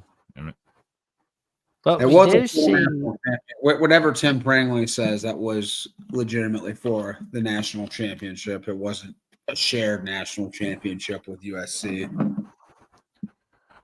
Oh, I do look at the schedule just, overall. And I mean, I guess I do see why a lot of teams are just listed as not being a high win total. Because it does seem like a lot of these teams could just beat each other. Oh yeah. Well, this conference is just a big bowl of goulash. I mean, you can't really it's hard to say there's too much discrepancy or there's like real levels to this league right now. It's totally undefined. I see the Mormons. I think anybody in this league could beat anybody else. I really do. Oh, yeah. The Mormons versus the Baptists on September 28th. That's a good one. What was he saying? All of them literally can't be left out of the playoff, right? Yeah. Someone has to win it, but there would be now. It depends on how when they rewrite the so to say the playoff thing. I mean, does the conference champ automatically get the bye if they're not ranked in the top, say 6 or something? No, like I mean, yes. Right now, it's like the 4. That's what I mean. As of right now, the conference champ gets a bye, but if unless they rewrite it to say, well, if you're ranked below Number 8. But then again, that would bring in discrepancy to go, well, this is why you ranked them one spot below, so they didn't get a buy, or conspiracy. And so, yeah, it's gonna be interesting. Yeah, I mean, that's just like anybody. I mean, the team that wins this league, I think legitimately will probably be somewhere between the 15th and 20th best team in the country. That's my feeling. I don't think there's really a team that's going to be like a definitive top 10 team here, and that team is going to get a bye and get to host a quarterfinal game. Now they'll probably, I mean, like whoever wins this league, I think will be the 4th. They might be the 3rd seed, but then they would be playing a second round game, hosting it. Say like in Oregon or Ohio State or Texas in the second round. I mean, that seems wrong to me. That seems like a bug in the system. Well, that's the unknown right now. Exactly how especially the first year of the playoff is gonna go. Well, I mean, and the whole system was set up in a completely different era of college football. It was exactly. That's why I said they're gonna have to tweak some things. Something's gotta be tweaked. For this first year, be chaos. Yeah, this first year. I mean, at this point, the Beavers will get an automatic bye if they beat Washington State. Yeah. Sorry, no offense, Clint. No offense. Yeah, so the thing I'm looking at here is the first conference game of each of the 4 newcomers. Arizona going to Utah on September 28th. Arizona State going to Texas Tech on September 21st for week 4. Colorado's got the bare necessities for week 4.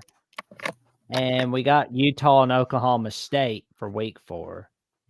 Which of the first conference games for the 4 newcomers are you intrigued by so far? Well, no, you missed Baylor's at Utah as the return for the non-con scheduling from last year.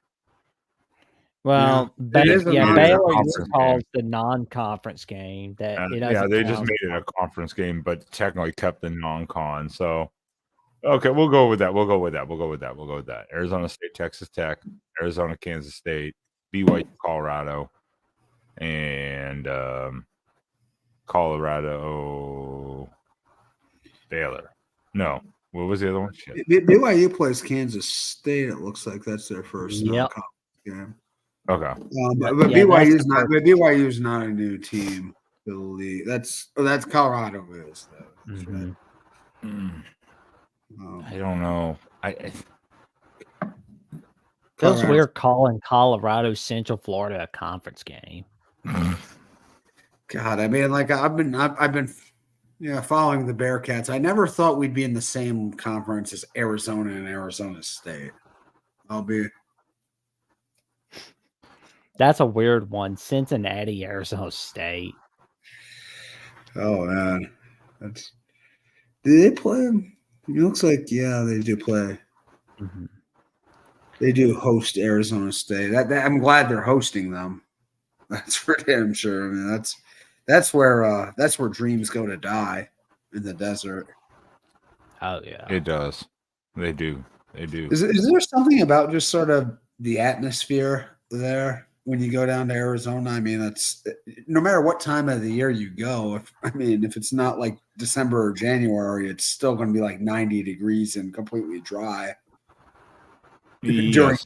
During the day. That's why they play so many night games. Yeah, no. Late November, it'll still be like 92 degrees at a night game. And no humidity. And I know that the first conference game of the year will be TCU Central Florida. That's going to be interesting to see what happens.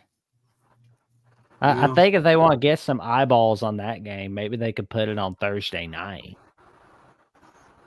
Now, does the Big 12 have any deal with the CW, or is that purely the ACC? No, that's just the ACC and the Barstool Bowl.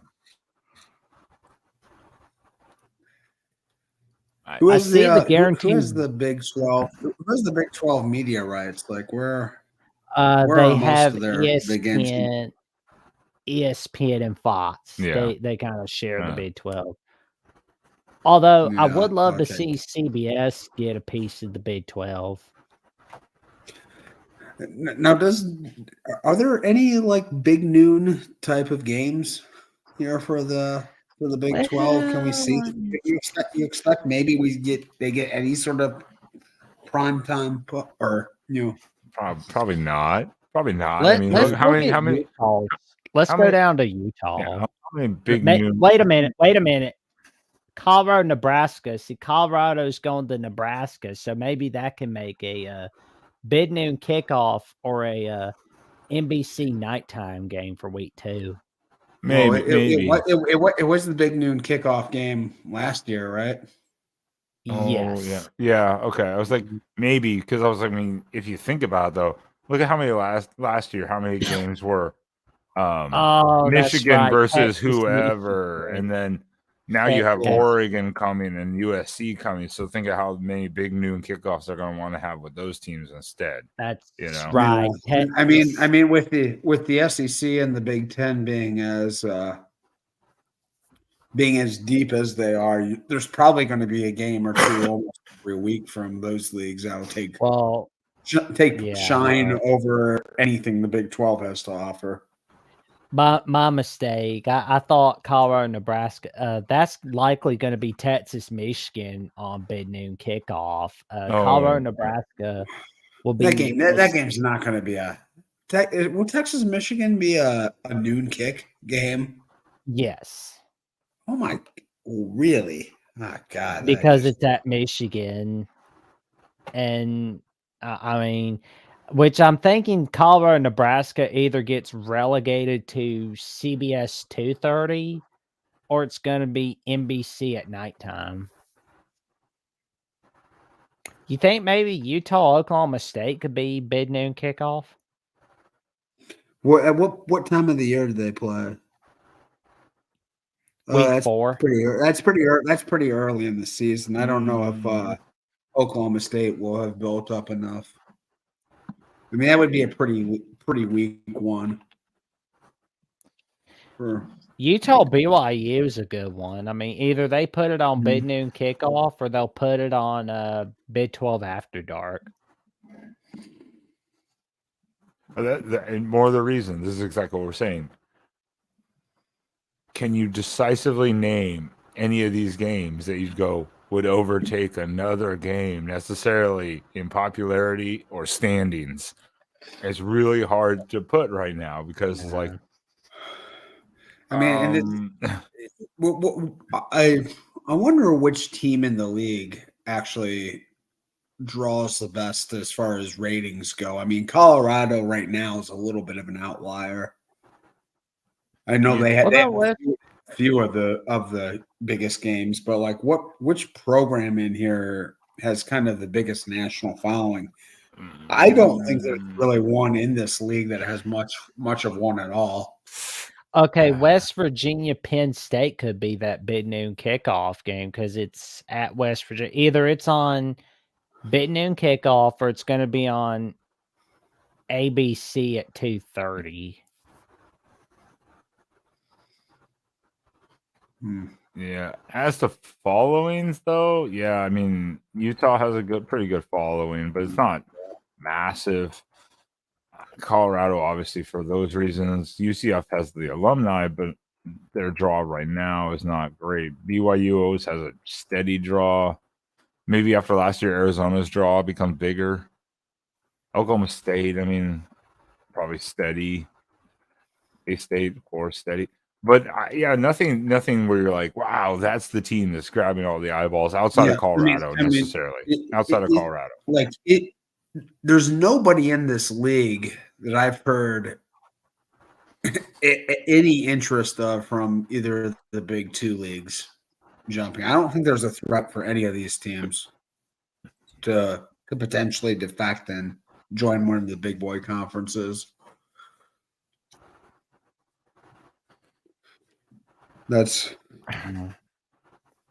That's why I said this league. This is a tough league to kind of figure out. It just doesn't make any sense, this league. It's all over the place geographically. It's kind of all over the place. Well, geographically, it definitely is. I mean, geographically, but then again, we're going to get into Big Ten in a few weeks, but it definitely is now, especially like UCF, West Virginia, and the Arizonas and Utah and Colorado's, it definitely is all over the place. You think they'll put Houston, Oklahoma on SEC Network? Or will they put that on ESPNU or ESPN2?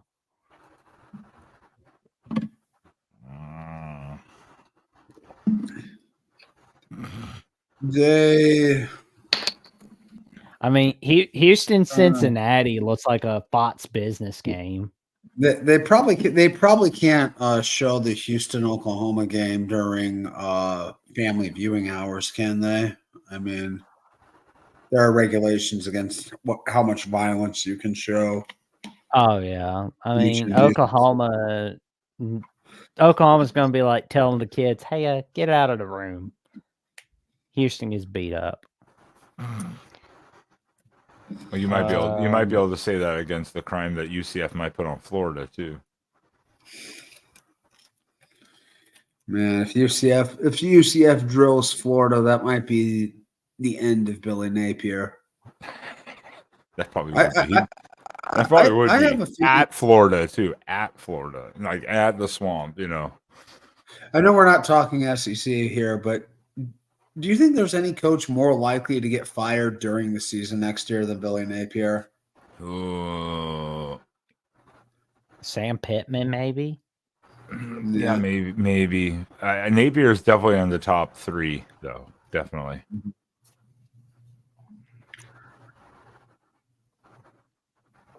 Oh, that's a tough one. I'm just gonna have to make a rogue show of like maybe top Dave threes Aranda. Maybe Dave Aranda, depending on how Baylor starts off the season, because that bye week says that could be the turning point where they decide, hey, you're out. Yeah, I mean, you lose at Utah. Say you lose to Air Force, then you lose a close one to Colorado. I mean, those are 3 losses potentially right there. I don't know how good Air Force will be, but I mean, you start 1-4 or 1-3. I mean, that's not exactly the easiest start to the season. Tarleton State, okay, that should be a win, obviously. Then at Utah, host Air Force, at Colorado, host BYU, at Iowa State. You could be either 2-5. You can be like 2-4 to 5-1. That's or 1-4 going into that bye week, and yeah, you could be out the door. Yeah, I mean, I could definitely. Or 1-5 rather. I'm sorry, 1-5. I mean, like you might be out the door. Yeah, and I mean, think about it. There's nothing more appropriate for the league. Baylor won the league in 2021, and then TCU.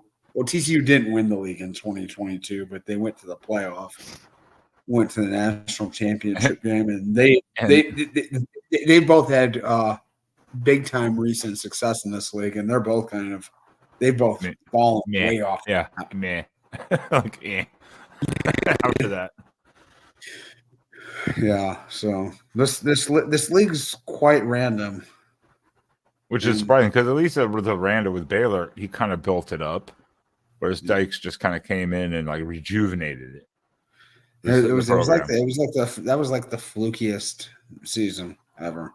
I think that will go down as a team that. I mean, I'm getting a headache just looking at that graph and trying to like pinpoint like a top tier matchup game at this point in time, because you don't know. I mean, you could be looking at some of these games later on going, hey, this could be two 10-win teams going at it in this conference. Or by week 10, you could be going, yeah, these are 2 4-win teams going, just fighting for bowl eligibility. Just trying to fight to save bowl eligibility. I mean, we don't know. That's kind of the funny thing. I do have to say, I do believe K-State, Arizona, Utah, and I'm still sticking with Oklahoma State are probably the top 4. Those are your top 4 teams. They'll be in the prime, realm of competition for the conference title. I agree with Blanket. I mean, yeah, he says Matt Rule built Baylor up, and Aranda won with Matt Rule's players. I could see something like that with TCU, where Sonny Dites has won with all of Patterson's players in his first year. He's not going to have very many Patterson he players. just kind of rejuvenated it with a different system. Didn't Baylor go like 1-11 or something? Didn't Baylor have like a really bad year after Matt Rule left? Didn't they kind of fall off the map? And then I think that was Aranda's first year. They had the kind of a rough year, and then he built it back up. Yeah, but they went 2-7 that year in 2020. Yeah, question. What's the chances we get multiple teams from the Big 12 in the playoff? That's a good question. It depends on who's lobbying on College Game Day and Big Noon Kickoff. But in all seriousness, though, I think whoever wins the Big 12 is obviously in the 12-team playoff. Yeah. Like you said, the real question is, are we going to see the Big 12 title runner-up in the playoffs?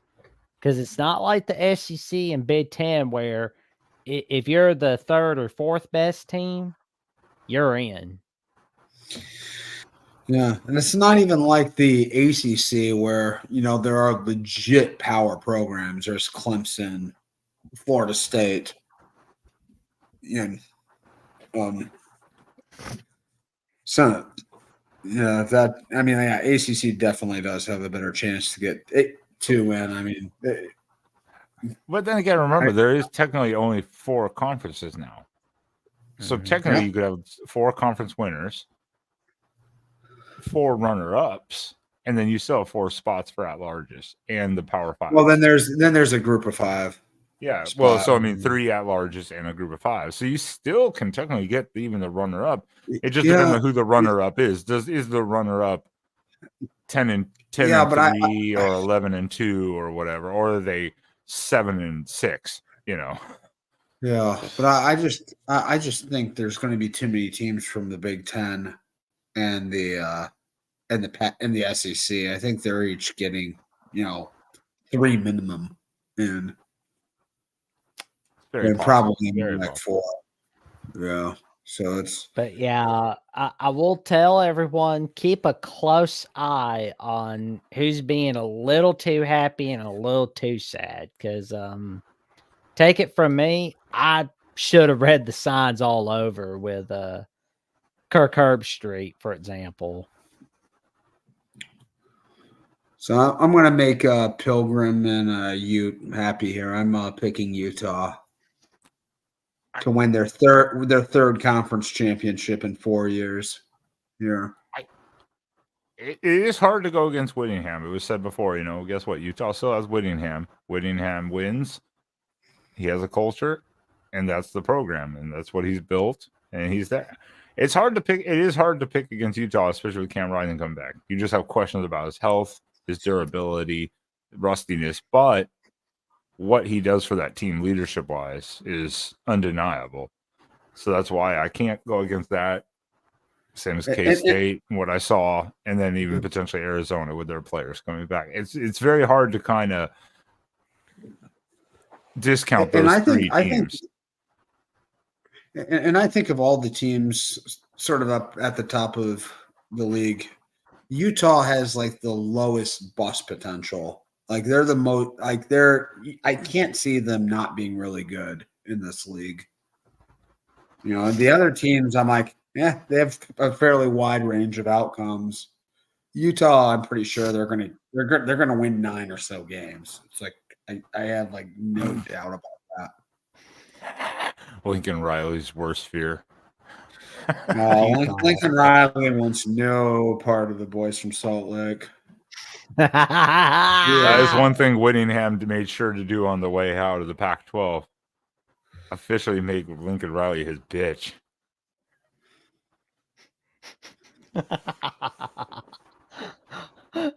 Oh, that's too funny. Well, any final thoughts on the Big 12? Any final thoughts on the Big 12 schedule, though? Any final Just going to thoughts? say, interesting note here from Wet Blanket. Oklahoma State returns the 4th most production in the country, 20 of 22 starters. So, it's hard to rule Oklahoma State out of that mix of 4 teams. It is hard. It's really hard. They're the opposite of Utah, though. I mean, I could see them. I could see them kicking ass, and I could see them completely falling apart. And they could be doing, and they're probably doing a little bit of both. Yeah, it could be like last year where it was like awful start, great midseason, terrible ending, but then pulled it together and then just got annihilated at the end. It's like it could be that year again where it was just so up and down. Yeah. That's why I said this conference is so hard to predict. I mean, there's no heavyweights outside of maybe those 4 teams. And even then, you could see them dropping a couple games here and there. Land of the misfit toys. And that's what I'm saying. I think Tim made like I remember Tim talking about this. He had a good point. Like, what saved the Big 12 in a way? Because I think most people thought the Big 12 was going to go the way the Pac-12 eventually did. What saved them was just kind of how average, how mediocre they were. Outside of Texas and Oklahoma, nobody's that attractive.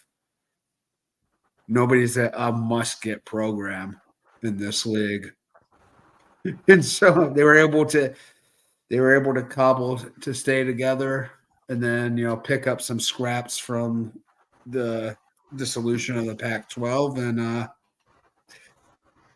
and yeah, here they are. Just, kind of a middle of the road league. But holding it together. Yeah. Unlike a certain conference. Well, on final notes for schedules, I'm excited to see what's going to happen with Utah, Oklahoma State on September 21st. That's going to be a tremendous game. I'm interested to see who's going to surprise everyone in 2024. Who knows? Maybe Iowa State could get like a 9-win season or something. Just kind of showed the doubters that, hey, you're wrong to doubt us over in Ames, Iowa. Don't do that again. But it'll be interesting to see what happens. I still wish BYU Utah was on rivalry week, but maybe they're gonna get more eyes on it on November 9th than they would on rivalry week. So I guess Brett Yormark knows something we don't, which is why he's the commissioner of the Big 12. Yeah. I would be surprised if they didn't move it to rivalry week eventually. As kind of they have to. I would think they would have. I mean, it's the only thing that would make the most sense, personally. But that's just me and you, I guess. So yeah. Well, I mean, like they can put it on Black Friday. I mean, whatever. I mean, the point is it's got to be at the end of the year, though. Definitely has to be at the end of the year. I know we've talked about this before, but Ben, why do you think Oregon State and Washington State aren't in this league right now? I think because of the markability. There's unfortunately not a lot of eyeballs on Pullman, Washington, and Corvallis, Oregon. Yeah, that has to be a huge part of it, where they're just going, the money distribution is not going to be worth it. But at the same time, I'm like, I don't know why it doesn't just make sense to grab them. If you want to build up a conference, for sustainability at the same time. I mean, whatever, grab them because it doesn't make any sense to me. Maybe Clint here especially has more info on that because I mean, that's it. I mean, I'd rather watch Washington State and Oregon State more than a lot of these teams do. I watch most of Oregon State and Washington State's games when I can. Yeah. But the lesson is do not keep voting in Larry Scott as commissioner for I mean that's what hurt the conference as a whole was they kept voting for a contract extension for Larry Scott and some of the people that are watching it's like why is this happening? It's like you voted for an incompetent leader to get a contract extension. That was going to bite you eventually. Yeah, that's a whole different rabbit hole situation. But yeah, as to why the Big 12 didn't just grab them, same as like even the Big 10. I mean, I get Big 10 goes, well, this and this. And I guess the Big 12 said the same thing. But for the Big 12 to say that, it's kind of like. I never thought there was any chance the Big 10 was going to go after Washington. Well, I State wasn't going to. I just wasn't going to be surprised if they tried to grab the whole western region, and just go, it's ours. Just the whole for the Big 12, whole West Coast. Right for the Big 12 to not do it, I'm like really shocked. I was really surprised. I would have thought Cal and Stanford would have been. They would have taken Cal and Stanford for sure over Oregon State and Washington State, though. No, technically, no, they're not, Mark. They're not officially in the Mountain West. They're just playing a primarily Mountain West schedule, but they have at least 4 or 5 other power non-con kind of like deals going on. Like Cal, Oregon, I think Stanford still, and then Washington State, Oregon State play each other. Stuff like that. Cal's on Oregon State's schedule for October 26th. And Oregon plays Oregon State week 3. Mm-hmm. Washington State play each other on week 3 as well. Yeah. So it's kind of a Mountain West schedule, but it's not a Mountain West schedule. Yeah. Like it's not officially a Mountain West schedule. At least the first year, let's put it that way. This first year, second year, maybe transitioning, whatever works out. Yeah, that's going to be a more updated story. And then the other, someone's got others too, right? Yeah, well, I mean, maybe the ACC will. Well, I mean, there's also an interesting thing going on because Oregon State and Washington State have like a lot of intellectual property rights, right? With they sort of have possession of those assets, and those are of the they have the Pac. Those are pretty valuable, quote unquote Pac 2/Pac-12/ just Pacific Conference title rights, naming rights, essentially. And they've I wonder if joining a conference might have to relinquish. Yeah, that's true. They maybe they need to wait a couple years or something to use it up or something first, or before they want to. There's a bunch of other. That's all the legal aspects of that stuff that we don't really know about or maybe understand even. We're not privileged enough to. We're just common folk here on the internet at the Voice of College Football. We don't have all those fine details, those fancy writings. I love that Frank Underwood impression you were just giving, Ben. That was hilarious. Jesus. So it will be interesting to see what happens with them, but with the Big 12, I don't know what to do with them. I really don't. It'll be a fun race to follow all year. Oh, I think you could argue they will definitely be the most entertaining conference this year to watch again. Like in the sense of like top to bottom, just week in, week out. Yeah, waiting to see what's going to happen. Just chaos. I wonder which media appearances Coach Prime's going to be on this year. All of them. He's just going to own the internet. He'll probably just show up on here for no reason. It'll just All right, pop in well, the Jamie, come background. I'll be on like, into who the voice hell college invited you? football coach prime. I'll do Hey, one bud. better. I'll do one better. Maybe he'll go on like the Joe Rogan experience. Just Oh my yeah, he God. can tell like Joe and Jamie about how Joe, we're the most disrespected team in all of college football, and it's like, right? Oh man, you ever smoked DMT, man? Oh man, that's awesome. Jamie, can you pull that up? Jamie. All right. This shit show has gone on long enough. Is there any final thoughts on the Big 12 though? Because I do think, top to bottom, I think it still will be probably one of the most entertaining conferences overall, in the sense of the power conferences. Let's put it that way. Yeah. So of the four, I would say any conference. I don't think there's a league that has the parity that this one does. okay, that's fair. Okay, I'll give you that.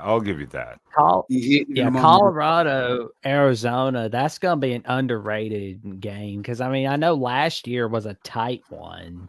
Arizona won a very close game. So maybe Colorado gets revenge, snatches an upset over Arizona. I don't know. Guess we'll find out and see. Yeah. That's what with the realignment too. Not just playing the other teams. These teams are also playing each other for the most part, which has a lot of familiarity. So for some of us, it'll feel like a Pac-12 game, even though it's literally has different 12. logos on the field. Yeah. And there will be just some odd matchups. Yeah, you get like West Virginia against Arizona or something. Hey, they're in the same conference now. You know, it'll be. I mean, there's very unusual. This is a league that doesn't have much of an identity right now, and it'll be fun watching it kind of form an identity over the first couple seasons. Yeah. I mean, again, luckily there are some built-in rivalries already, like Utah, BYU, Arizona State, Colorado, trying to rebuild a rivalry with someone from the past. I mean, but then they're playing the Pac-12 schools where they've kind of had, little obviously familiarity with. So that kind of helps, at least. It's not just some random school jumping to like a whole different conference and going, I'm here. Who wants to be my rival? Well, that's where the Bearcats are in right now. Trying to find their way. Just like, hey, we're here. You know, we're here on the Ohio River. Anyone else around? Anyone want to join us? Yeah. Anyone we can hate for no reason? So, All right. Gentlemen, please one more time tell everyone where they can find you and stalk you online if they so choose to. I don't know why my voice is getting so raspy. Jesus. Jesus, I don't know what happened there. It all went wonky. They can find me on Twitter at Jackson09960335. They can find me on Instagram and Threads at JacksonJohnson543908. And they can find me on Jackson Johnson 979 right here on YouTube, where I'm 200 subs away from getting to 500. And they can also find the latest episode of the Jacksonian with JR, the host of the Big 10 Huddle. And they can also find the episode before that with Isaac Shade, episode 26, the host of Locked On Tar Heels and co-host of Locked On College Basketball. Let me tell you, that was a pretty wild one for sure. Stay tuned.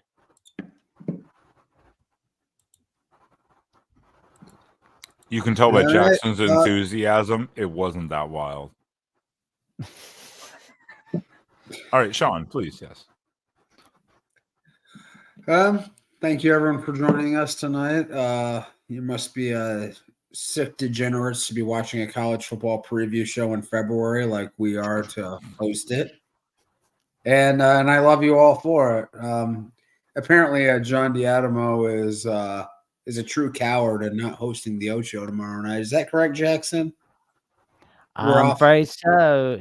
He's got some important stuff going on. I guess he's got an appointment on Monday. Excuses. Well, I'll probably just relax for the time being. But until then, I can't wait for that next edition of the Ocho. It's gonna be awesome. Awesome. So, Ben, what are we discussing next week? Are we breaking down anything? Like how Sean and me is like, yeah, you're not gonna find me anywhere. Yes, next week, everyone, we will be right here. Next week, we'll probably take the next week off, but we'll remind you then. But next week, we will be discussing the SEC breakdown with the newcomers of Oklahoma and Texas, and talking about the power struggle there with the two blue bloods jumping in the mix, and the potential downfall of Alabama from Grace, which Jackson is not looking forward to potentially discussing. That one's he's not looking forward to that one. I mean, I have to discuss it one way or the other. I mean, it's business. That's how it goes. I mean, whether I like it or not, you got to discuss it. So, Yep. I mean, I'm here to do it. That's how it goes. I mean, we don't. That's it. With all the new projections, we don't know how anything's going to go. This is just us projecting. So next week we will be doing the SEC 2024 schedule. And once again, yeah, I'm just Ben and Sam right here on YouTube. All my other things in there. And join us this Tuesday for the Oregon Ducks live show with the Quack 12 podcast from YouTube, where we'll just discuss everything Ducks with them. And I don't know why I keep saying I want to do a short show, and then we keep going for 2 hours, even with just 3 of us. This is ridiculous. Well, we've got the riveting Big 12 schedules to break down. I mean, how can you do it in less than 2 hours? That's true. That is true. I mean, there's just so much unknowns. But for everyone here, I appreciate everyone in the chat, of course. Pacific Northwest Youth, specifically, too. Thank you for that little super chat you gave us. And everyone for watching, though. Please do, if you haven't, hit that like button. Consider subscribing here to the Voice of College Football, as well as all the other football channels. Check out the Big 12 channel. Link is in the description. Big 10 shows on Friday nights now. Ocho's on Mondays, which not tomorrow apparently, but every Monday the Ocho for Big 10 news. And other than that, the only other thing I can say is I didn't have it pulled up. Damn it. God, I'm so behind some days. There we go. Anything. The only other thing I can say is Pop-Tart, play me out. Oh, he's having a lot of fun. This will never get old. I feel like I'm watching that for the first time every week. I know. It'll never get old to me. Oh, he's going all. He's pulling a Robert De Niro and Leonardo DiCaprio from Killers of the Flower Moon on that ref. This looks more Deliverance to me this week. That ref is like, I'm going to beat the hell out of this thing after this.